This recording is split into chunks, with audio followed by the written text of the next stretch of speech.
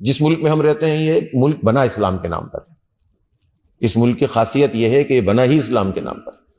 بہت سارے ملک جنگوں کے نتیجے میں وجود میں آئے. بہت سارے ملک ایسے ہیں مسلمان ملک جو پہلی جنگ عظیم، دوسری جنگ عظیم کے بعد یا پھر سوویت یونین کا زوال ہوا تو اس میں سے نکل کر کچھ آ گئے.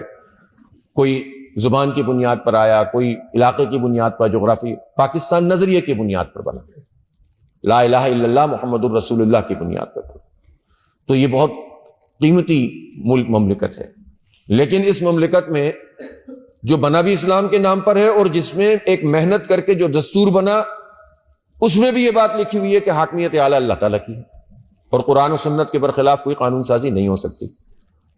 بحیثیت مجموعی پورا دستور اسلام کے مطابق ہے. چند شقیں آپ اس پر کلام کر سکتے ہیں، لیکن عملاً اسلام نافذ نہیں ہے. اور نظام کون سا چل رہا ہے؟ اس پورے نظام میں سود شامل ہے، جس کے بارے میں آپ نے اسی قرآن میں پڑھا نا کہ یہ اللہ اور اس کے رسول سے جنگ ہے. اس پورے نظام میں ظلم شامل ہے، جس کا استحصال کرنے کے لیے یہ پوری تحریک دین کی جو ہے وہ قائم ہوئی. ظلم کو برداشت نہیں کر سکتا یہ دین. اس پورے نظام میں طاقتور لوگوں کی اجارہ داری ہے.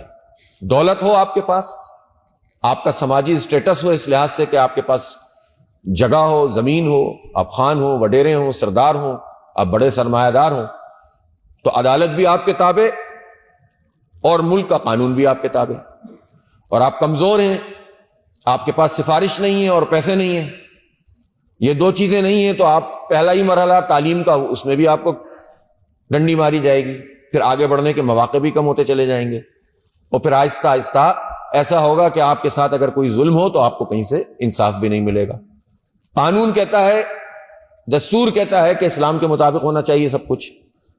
عملی طور پر چند ایسے لوگوں کی اجارہ داری کا نظام قائم ہے جو دستور کے مطابق بھی عدل اور انصاف کا نظام قائم نہیں ہونے دیتے.